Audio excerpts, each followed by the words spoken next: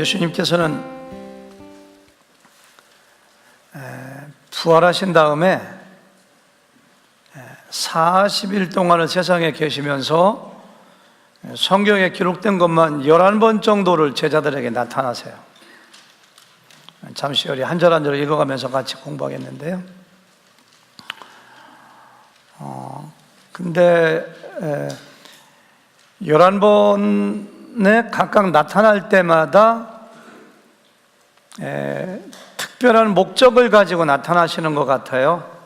물론 공통된 목적이 있다면은 부활하신 예수님이 그들로 하여금 부활의 증인되도록 부활의 증거를 나타내시는 것이기도 하지만은 다른 목적도 있다고 생각이 돼요. 이를테면은 첫 번째는 누구한테 나타났죠? 막달라 마리아에게.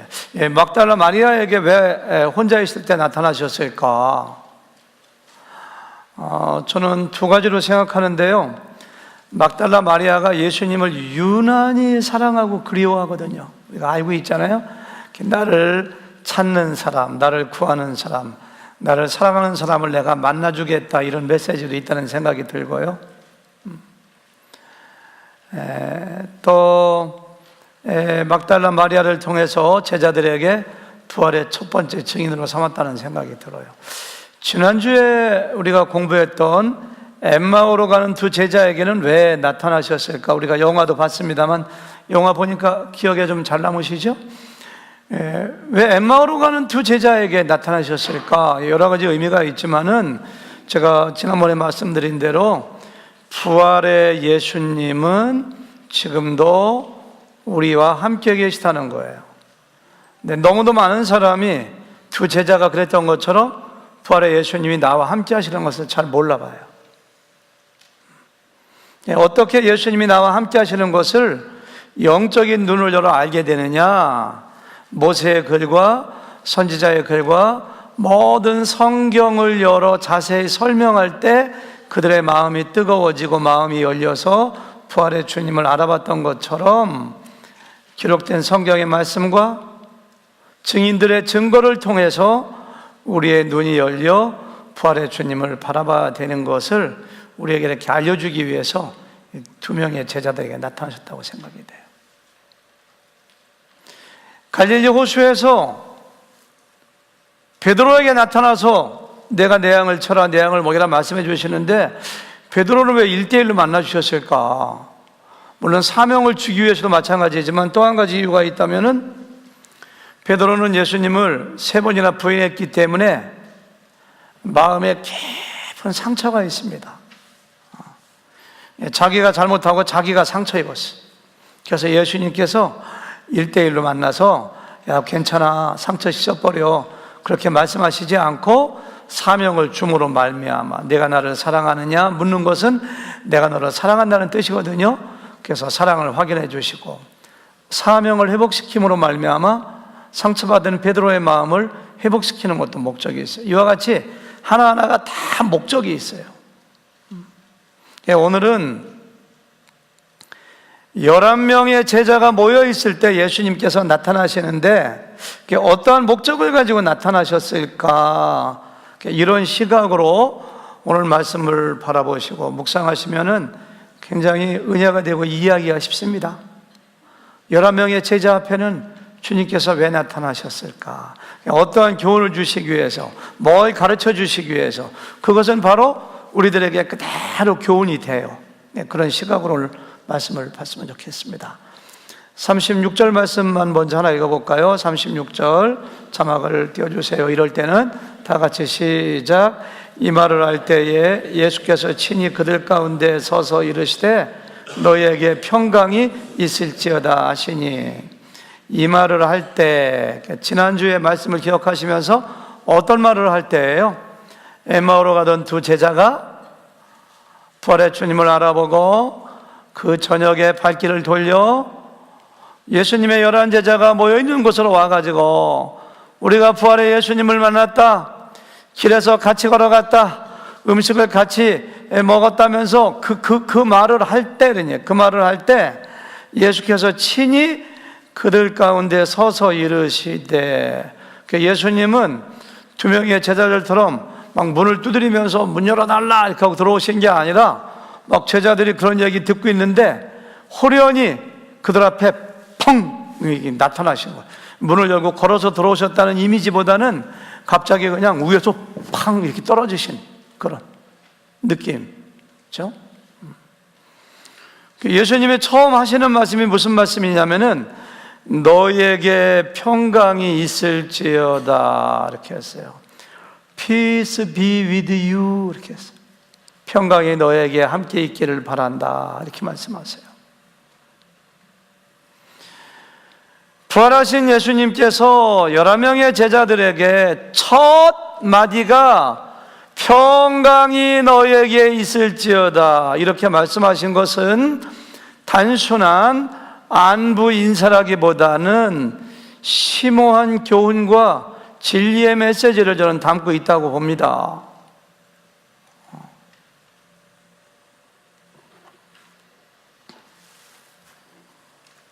너희가 그렇게 염려하고 근심하고 두려워하는데 지금 염려할 때가 아니야. 근심하지 마, 두려워하지 마. 내가 너의 죄를 위하여 세상의 모든 사람들의 죄를 위하여 십자가에서 대속의 죽음을 죽고 부활함으로 승리했어. 구원의 길이 열려 있어. 너희들은 기뻐할 때야. 너희가 지금 마음에 평안한 마음으로 기뻐할 때지 그렇게 두려워서 발발 떨고 밖에도 나가지 못하고 염려하고 근심할 때가 아니니까 그 마음은 다 버리고 평안해야 돼. 그렇게 말씀하시는 거예요. 예레미야서 29장 11절 보니까 하나님께서 예레미야를 통해서 이런 말씀하십니다. 다 같이 읽어보실까요? 시작. 여호와의 말씀이니라. 너희를 향한 나의 생각을 내가 아나니 평안이요 재앙이 아니니라. 너희에게 미래와 희망을 주는 것이니라. 굉장히 놀라운 말씀입니다. 이스라엘 백성들이 도저히 희망과 평안을 가질 수 없는 환경 가운데 있는데 하나님께서 그런 말씀하세요. 나의 생각은 너희들에게 재앙 주는 것이 아니라 희망과 소망과 평안이야. 나라가 망하고 포로로 잡혀가고 성전은 무너지고 사람들은 칼에 찔려 죽는데 하나님께서 예레미야를 통해서 나의 생각은 너희들에게 근심 주고 두려워하고 재앙 주는 게 아니야. 평안이야, 평안. 미래에 희망 주는 게 내 생각이야. 하나님은 우리에게 평안을 주시는 분이에요. 평안을 꼭 기억하셔야 돼요. 성경을 깊이 연구해 보면, 아니 뭐 깊이 연구해 보지 않고 조금 주위에서 읽어보기만 해도 예수님과 마음의 평안은 뗄래야 뗄 수 없는 관계가 있는 것을 금방 압니다. 이사야서 9장에 보니까요, 하나님께서 이사야를 통해서 메시아로 오실 예수님에 대해서 여러 가지로 말씀하시는데 그 중에 한 가지가 뭐냐 하면은 전능하신 하나님이라, 영존하시는 아버지라, 그 다음 뭐예요? 평강의 왕이라 이렇게 했어요. 예수님이 세상에 평강의 왕으로 오신다는 거예요. 평강의 왕이라는 것은 평강이 예수님으로부터 주어진다는 거예요. 누가복음 2장 14절을 보니까 예수님이 마국간에 태어났을 때 천군 천사들이 대형 성가대를 조직하여 찬양하는데 그 가사 내용이 지극히 높은 곳에서는 하나님께 영광이요, 땅에서는 하나님이 기뻐하신 사람들 중에 평화로다. 예수님이 세상에 오심으로 말미암아 하나님께는 영광이고 땅에 있는 모든 사람들에게는 마음의 평화가 확 들어가는 거예요. 누가복음 10장 5절에 보니까 예수님께서 70명의 제자를 전도하러 내보내면서 하시는 말씀이, 너희가 어느 집에 가든지 제일 먼저 그 집에 평안을 선포하라. 이렇게 평안을 선포하라. 이렇게. 요한복음 14장 27절에 보니까 예수님께서 십자가에 달리시기 전날 마지막 만찬을 하는 자리에서 제자들에게 나의 평안을 너희에게 준다고 얘기해요.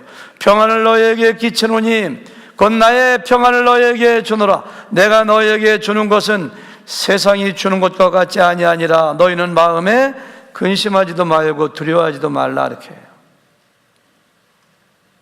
이론상으로 보면은 예수 믿고 구원받은 사람은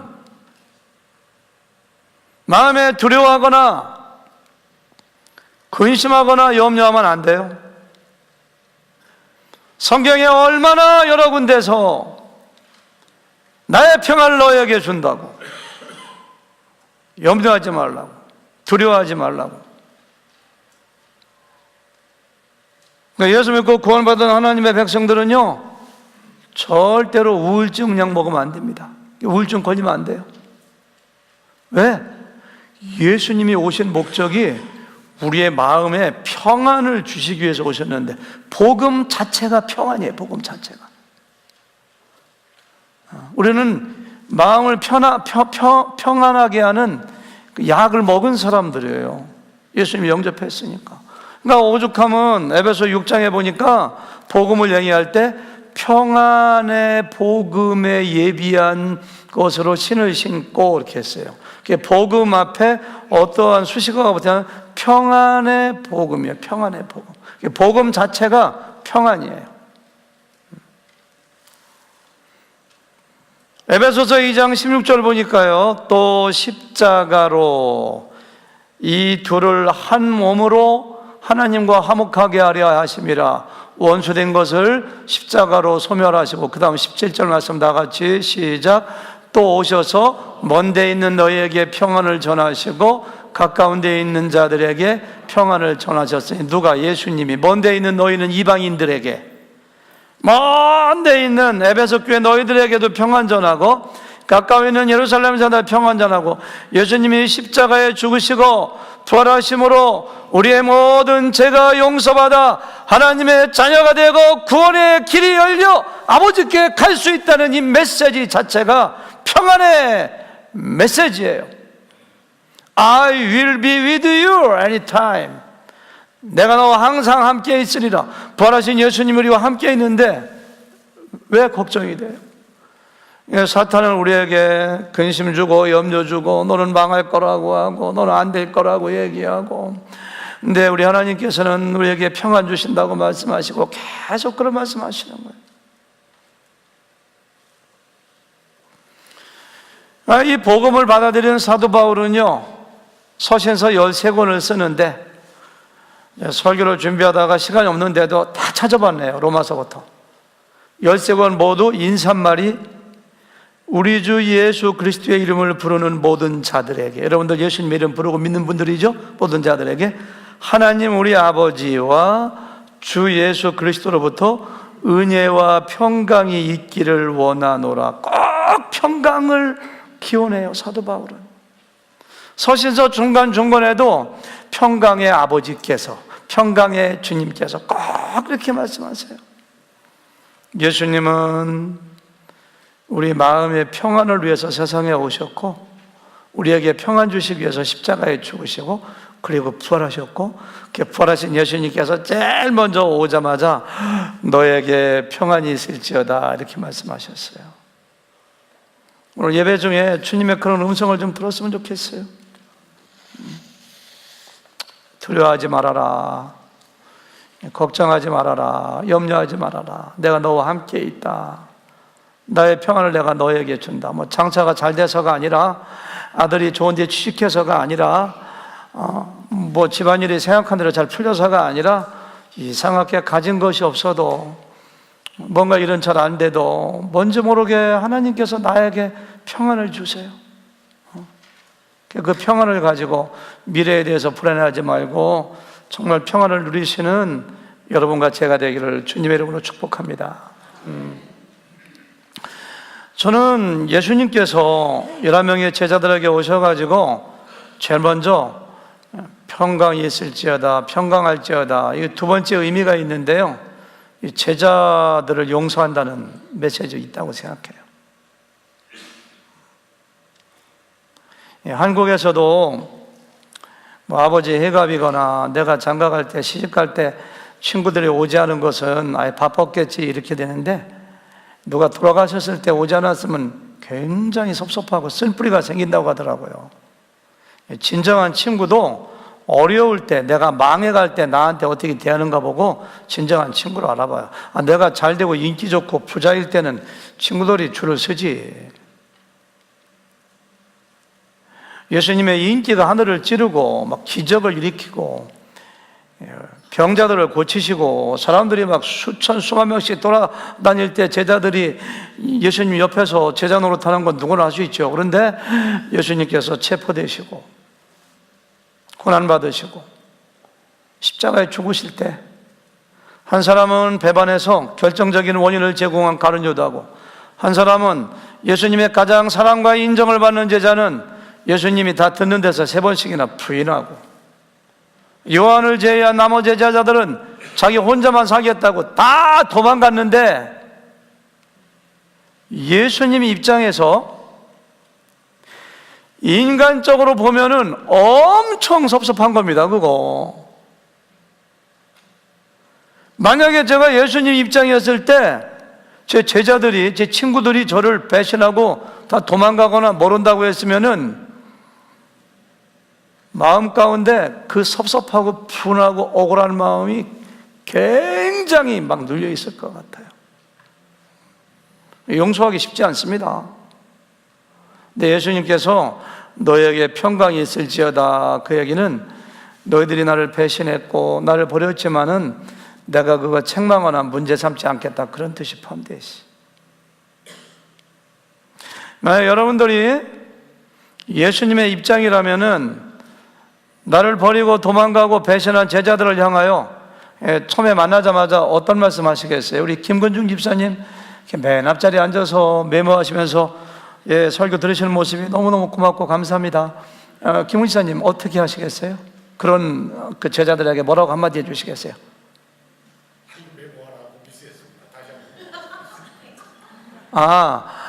그 제자들이 나를 버리고 다 도망갔잖아요. 다 도망갔어요. 나를 배신하고 나를 모른다고 하고. 부활한 예수님이 제자들을 나타나가지고 만약에 김건중 집사님이 그런 입장이라면 뭐라고 하시겠어요? 제자들한테 아무 말도 안 하고 그냥 먹을 거 사주실 거예요? 아니면 예?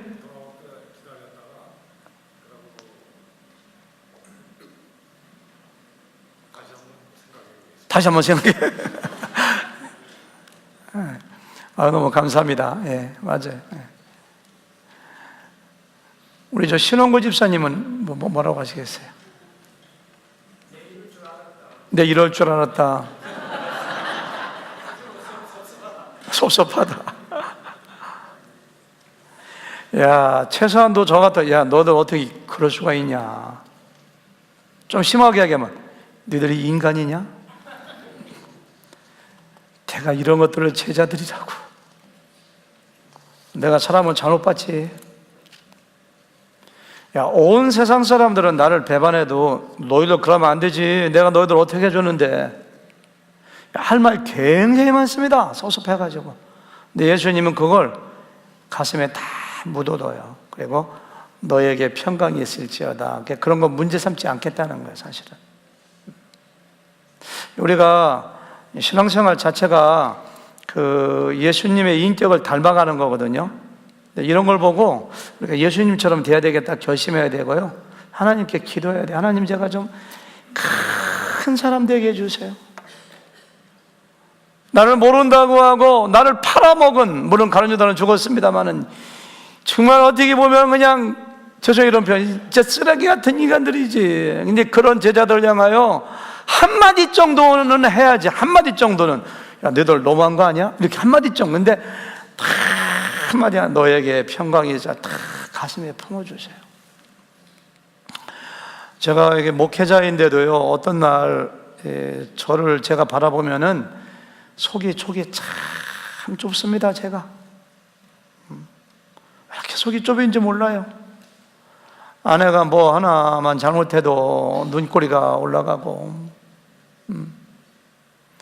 나하고 같이 있는 사람들이 좀 마음에 안 들게 해도 뭔가 꼭 그냥 쓴소리하고 싶고, 그럼에도 불구하고 우리 주님께서 그렇게 바다와 같이 큰 사랑을 가지고 제자들을 품으시고, 우리와 같은 추악한 제자들을, 그 사람들의 죄를 용서하시고 품으시고 막 그런 걸 생각하면서 또 사도 바울이 나도 마음을 넓혔으니 너희들을 마음을 넓히라, 나도 예수님 같아져야지, 하나님 같아져야지 하니까 의지적으로 결단하고 용서할 수 없는 사람 용서하려고 애를 쓰고 이렇게 막 하다 보니까 어떨 때 조금씩, 제가 봐도 조금씩 넓혀질 때가 있는 것 같지. 우리가 본래 다 그래요, 사실은. 우리가 성도님들이 좀 마음이 좀 넓어졌으면 좋겠어. 사람들을 가슴에 품고 용서하기 어려운 사람들 용서하고. 이 제자들 정말 용서하기 힘든 사람들입니다, 예수님 입장에서. 근데 용서하고 그들을 품어주고 하나님 나라의 일을 부활하고 난 다음에도 알려주니 이들이 전 세계를 복음으로 흔드는 위대한 사도가 된 거 우리가 알잖아요. 사흘 전에 한국 신문에 봤는데요, 어떤 유명한 정치인이 돌아가셨어요. 김대중 대통령의 오른팔이었다고 해요. 이름은 얘기 안 할게요. 근데 기자들도 그분을 굉장히 존경하는지 각 신문의 기자들이 그분에 대한 그 추모하는 기사를 막 쓰셨더라고요. 제가 어느 한 신문의 기자가 이렇게 썼어요. 그분은 친화력이 좋고 주변에 호영호재하는 사람들이 워낙 많다 보니 신경님 시인이 무경이라고 하는 호를 지어줬다. 무경, 경계가 없다, 저분은. 원수도 사랑하고 자기를 배신한 사람도 사랑하고 해서 무경이라는 호를 지어줬다. 쭉 생략하고 제가 신문 전체를 이렇게 일단 딱 복사해 봤어요. 민주화 운동 동지와 후배들에게 늘 하는 말이 적에게도 존경받는 사람이 되라고 말하고 다녔다. 이거 제가 이런 글을 읽기 전에도 제가 혼자 늘 생각하는 거거든요. 나에게 잘못하고 내 마음을 아프게 하고 내가 보기에는 왜 저러나 그런 사람한테도 제가 이렇게 생각해요. 나는 저분이 내 마음을 아프게 하지만 저분으로 하여금 나를 좋아하게 만들어야지, 이렇게 결심할 때가 많아요. 이분이 정치인인데도 그런 얘기예요. 적에게도 존경받는 사람이 돼야 된다, 이렇게. 정치인으로서 이거 쉽지 않은 거예요, 그렇죠? 고인은 유신 정권 시절 자신을 고문한 사람과도 꾸준히 교류했다고 한다. 정고문은, 그러니까 어떤 그 정치인 이름이에요. 어떤 사람은 유신 정권이 들어서자마자 고인은 야당 인사들과 함께 줄줄이 잡혀가 무서운 고문을 받았다. 그 뒤 그는 자신을 고문한 형사를 직접 찾아 만나 용서했다고 말했다. 고인은 정권이 시킨 일을 한 것일 뿐 당신은 잘못이 없다며 오히려 그를 위로했다고 한다, 이렇게 했어요. 고문이라는 게 얼마나 힘든가요? 막 물고문 막 시키고 그냥 뭐 손톱 막 찌르고 뭐 막 앉혀놓고 못 움직이게 너무너무 분노하게 하고, 진짜 인간의 그 밑바닥까지 내려가게 하는 고문 가운데 사람의 마음이 먼저 무너지는데요, 그런 사람을 찾아가 가지고 먼저 용서했다는 거야. 정권이 시킨 것이 이제 당신이 무슨 잘못이 있느냐고. 다른 신문에 보니까 어떤 기자는 이렇게 썼더라고요. 길을 가다가 자기를 고문한 형사를 딱 만났대요, 저쪽 길 건너편에. 그러니까 신호도 어기고 막 뛰어가서 손을 딱 잡으면서 반갑다고 하면서, 자네 나보고 피하지 말라고, 내가 당신을 용서한다고 이렇게 했다고 하더라고. 정말 큰 그릇이죠. 고인에게는 정거장이라는 별명도 있었다. 자신의 주머니에 있는 돈을 항상 주변 사람들에게 나눠 쓰려고 해서 동료 선후배들이 그의 주머니는 정거장이라고 농담을 했다고 한다. 그의 측근 중에 한 사람은 말하기를 그는 함께 민주화 운동을 했던 동지들을 만나고 나서는 꼭 차비는 있느냐? 가는 방향이 같으면 내 차를 타러 가라고 했다. 누구에게든 다정다감하고 인간적인 분이었다고 추모했다.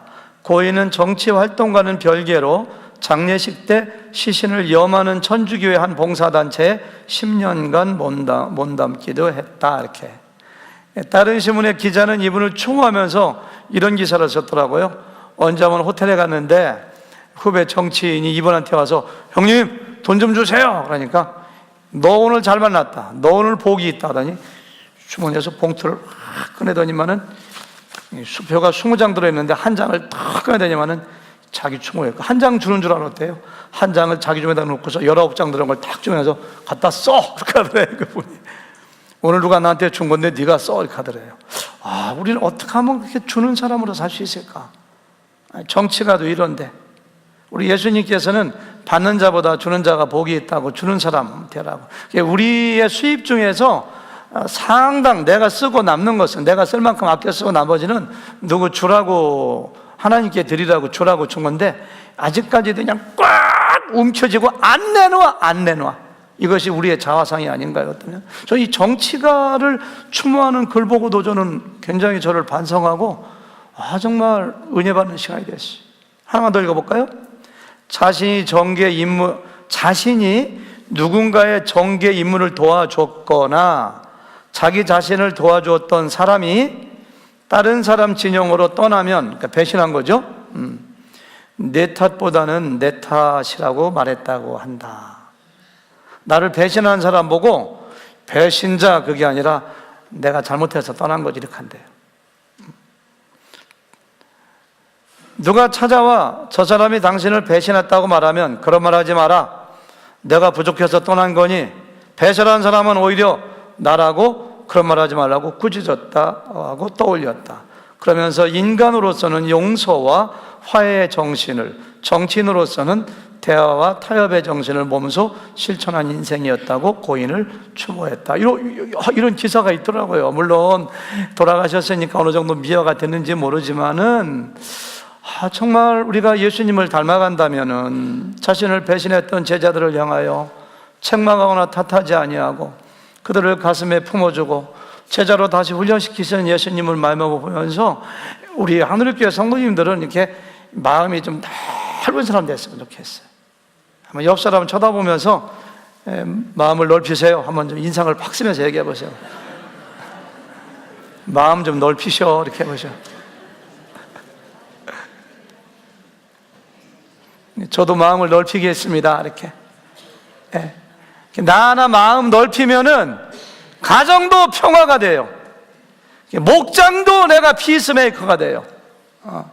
우리 교회도 하나님이 기뻐하시는 교회가 돼요.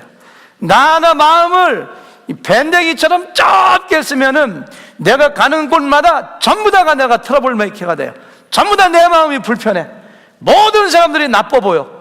우리가 예수님처럼 마음을 주님 성령께서 내 마음을 넓혀서 모든 사람들 가슴에 품도록 도와주세요 이렇게 기도하고 그런 사람 좀 됐으면 좋겠어요. 제자들을 찾아오셔서 하시는 모습을 보세요. 37절부터인데요 제가 이렇게 설교를 천천히 하다 보니까 설교를 3분의 1밖에 못했네요. 하다가 끝나면 다음에 하면 되니까 시간에 쫓기지 않기로 했습니다. 아까 얘기했던 것처럼 예수님이 가운데 빵 나타나니까 제자들이 막 놀란 거예요. 이게 귀신 나타났다고. 그러니까 예수님께서 갈릴리 호수를 막 처벅처벅 밤에 걸어오시니까 유령인 줄 알고서 막 놀라 자빠졌던 모습이 여기서 또 지금 나타나는 거예요. 그들이 놀라고 무서워하여 그 보는 것을 영으로 생각하는지라. 그러니까 부활하신 예수님을 유령으로 보는 거예요. 제가 천천히 읽을 테니까 어떤 느낌이 드는 거 얘기해 보세요. 예수께서 이르시되 어찌하여 두려워하며 어찌하여 마음에 의심이 일어나느냐. 책망이라기보다는 너희들 내가 부활한다고 몇 번 얘기했어. 그리고 지금 마리아가 와서 부활한 예수님 봤다고 얘기했지. 3명의 여자가 얘기했지. 엠마로 가는 2 제자가 얘기했지. 근데 뭐 이렇게 두려워하고 놀래? 이렇게 하시면서 그 다음 보니까 내 손과 발을 보고 나인 줄 알라. 또 나를 만져보라. 영은 살과 뼈가 없으되 너희 보는 것과 같이 나는 여기 살도 있고 뼈도 있고 이 말씀을 하시고 손과 발을 보이시나, 야, 내 손 좀 만져봐, 이것 좀 봐. 그러고 좀 남사스럽게 발을 번쩍 드시는지, 어떻게 누워서 하셨는지 발을 보여드리시면서 내 발 좀 봐.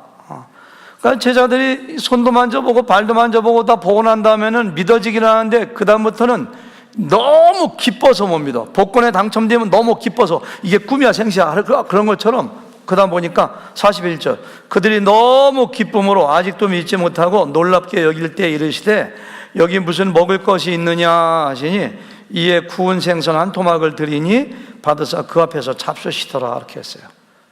그래도 못 먹이니까, 못 믿으니까, 야, 먹을 것 좀 없어? 그러니까 생선 먹다 마른 거, 그 식어버린 생선이 얼마나 비린내나고 맛이 없겠어요.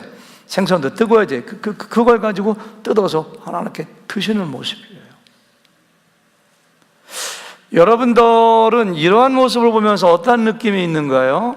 저도 여기서 두 가지를 느꼈는데요. 그걸 같이 좀 시간 되는 데까지 40분까지 제가 이렇게 나누려고 해요. 8분 9분밖에 안 남았는데, 이걸 보고서 우리 마크리 성도님, 예수님 믿은 지 얼마 안 되는데 그냥 백지 상태에서 느낌을 얘기하는 거니까 정답은 없어요. 어떤 느낌이 드세요? 마크리 성도님, 느낌 없으면 없다고 해도 괜찮아요? 없지요? 김동환 집사님, 예? 아무런 느낌 없어요? 저 뒤에 이미경 자매님, 살아계신 인간하고 똑같네. 큰 느낌이네요. 그렇죠? 생선도 드시고 만져보라고 하시고 똑같네. 우리하고 똑같네. 그렇죠? 굉장히 중요한 포인트예요, 사실은. 저는 이걸 보면서 느끼는 것이, 와, 예수님은